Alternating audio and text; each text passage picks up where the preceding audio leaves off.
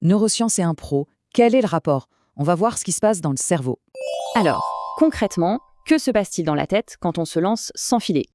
Dès qu'un improvisateur monte sur scène, hop, le cerveau passe en état d'alerte maximal. Plusieurs zones s'allument en même temps pour décider, se souvenir et, bien sûr, gérer le stress.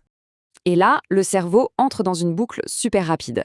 Il perçoit, interprète, décide et agit. Cette situation, en fait, est perçue comme un danger social. Ça déclenche une réaction de stress.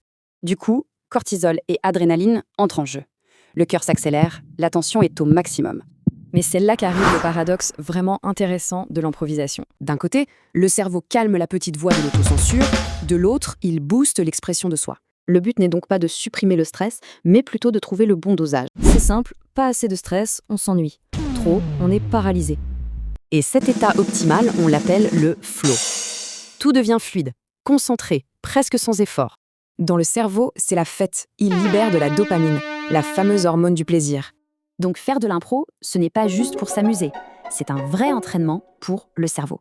À long terme, ça a de vrais bénéfices. On devient plus flexible et plus rapide pour décider. En fait, l'impro, ce n'est pas ne rien savoir, c'est apprendre à son cerveau à gérer l'inconnu. En somme, improviser, ce n'est pas être sans filet. C'est faire confiance à son cerveau en pleine chute libre.